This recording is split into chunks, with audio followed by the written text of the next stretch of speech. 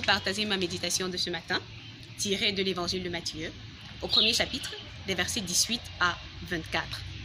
Alors, à la lecture de cette portion de texte, j'ai été d'emblée marquée par quelques versets, notamment le verset 19, où on disait « Joseph, son mari, prévoyait de la renvoyer, mais c'était un homme droit et il voulait le faire sans lui causer du tort. » Alors, ce qui m'a marqué, ce qui m'a interpellé dans cette portion de texte, c'était la patience de Joseph.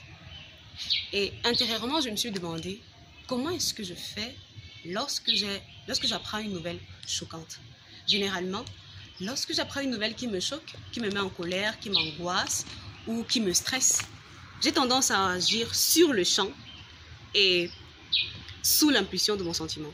Pourtant, là, je voyais un Joseph qui prend son temps et qui pense à l'autre, qui est altruiste. Et par-dessus tout, je voyais un Joseph qui ne se laisse pas corrompre par les lois de la population. Parce que à l'époque de Joseph et Marie, une femme adultérine devait être lapidée. Mais Joseph ne voulait pas faire de mal à Marie. Alors, il cherchait comment la renvoyer dans la discrétion. Ça montre encore que Joseph aimait vraiment Marie. Par suite, on dit au verset 20, pendant qu'il méditait sur sa décision, il reçut la visite d'un ange et qui le rassura de prendre Marie pour épouse. Cette visite de l'ange-là, moi je l'ai comparée à un instant de prière.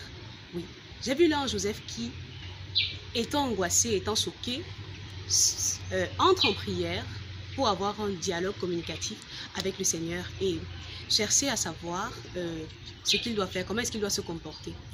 Moi, je me suis demandé, mais comment est-ce que je fais, même lorsque je vais en prière avec mes angoisses?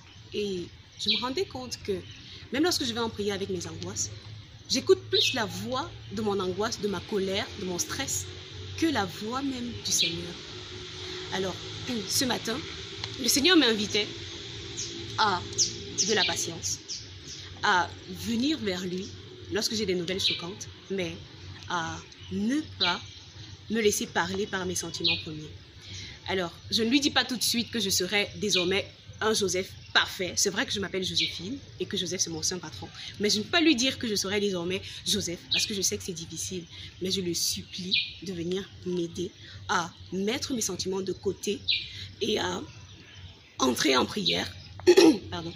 Et à entrer en prière en étant disponible, en souhaitant faire ce cœur à cœur-là avec lui. Et par-dessus tout, je lui demande de m'aider à mettre en pratique tout ce que j'entends de lui dans la prière. Sainte journée, joyeux Noël.